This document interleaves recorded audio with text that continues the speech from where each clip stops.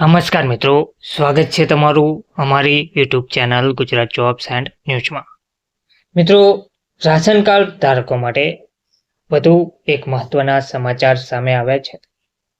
જો તમે હજુ સુધી ઈ-કેવાયસી આધાર ઈ-કેવાયસી કરાવ્યું નથી તો વહેલામાં વહેલી તકે ઈ-કેવાયસી કરાવી લો, કારણ કે રાશન કાર્ડ ધારકો માટે નવા વર્ષમાં વધુ એક ફાયદાના સમાચાર સામે આવી રહ્યા છે। સરકારનો માસ્ટર સ્ટ્રોક રજૂ થયો છે।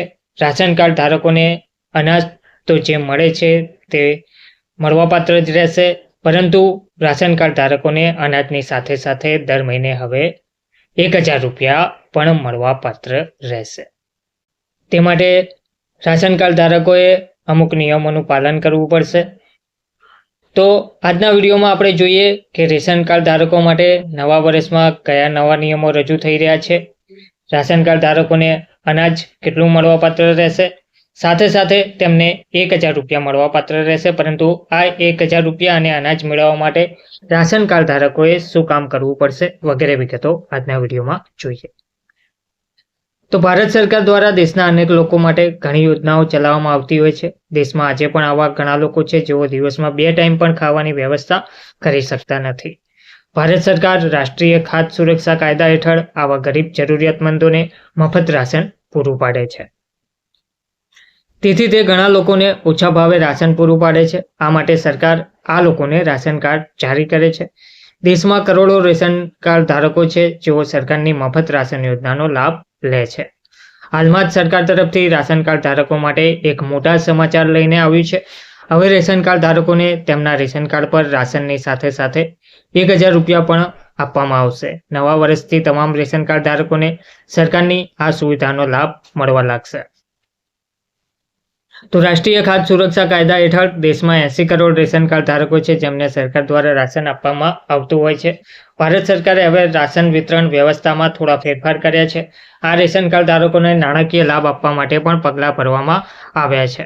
જાન્યુઆરી 2025થી ભારત સરકાર દ્વારા રાશન કાર્ડ ધારકોને રાશનની સાથે ₹1000 પણ આપવામાં આવશે। સરકાર 5 કિલો મફત રાશન આપશે, તો આ સાથે લાભાર્થી પરિવારના બેંક ખાતામાં 1000 રૂપિયા પણ જમા કરવામાં આવશે। હકીકતમાં સરકારની આ પહેલ ગરીબ પરિવારોને તેમની રોજિંદી જરૂરિયાતો પૂરી કરવામાં મદદ કરશે। જોકે સરકારે આ માટે કેટલાક પાત્રતા માપદંડો નક્કી કર્યા છે।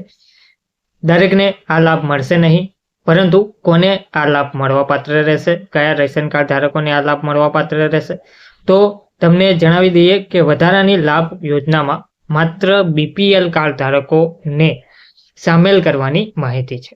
એટલે કે જે રેશન કાર્ડ ધારકો BPL કાર્ડ ધારકો છે તેમને આ લાભ મળવાપાત્ર રહેશે, એટલે કે નાણાકીય લાભ મળવાપાત્ર રહેશે। એવું કહેવામાં આવી રહ્યું છે કે એવા પરિવારો છે જેમાં કમાનાર કોઈ નથી અથવા તેમની વાર્ષિક આવક 1 લાખ રૂપિયાથી પણ ઓછી છે, આવા પરિવારોને રોકડ યોજનામાં સામેલ કરવામાં આવશે। જોકે અત્યાર સુધી માત્ર અટકળો જ લગાવવામાં આવી રહી છે, સત્તાવાર રીતે જાહેરાત કરવામાં આવી નથી। ઉપરાંત આ મદદ માટે પ્રથમ પાત્રતા જે કહેવામાં આવી રહી છે તે ઈ-કેવાયસી હોવાનું કહેવાય છે, કારણ કે હવે સરકાર ઈ-કેવાયસી વગરના લોકોને મફત રાશનનો લાભ પણ નહીં આપે તેવું કહેવામાં આવી રહ્યું છે। તો ખાસ કરીને તો રેશન કાર્ડ ધારકો, રાશન કાર્ડ ધારકોએ ઈ-કેવાયસી કરી લેવું ફરજિયાત છે, અને ઈ-કેવાયસી કરવાથી નવા વર્ષથી તમને આ નાણાકીય લાભ પણ મળવાપાત્ર રહેશે। તેની ટૂંક સમયમાં વિગતવાર જાહેરાત કરવામાં આવી શકે છે। ધન્યવાદ।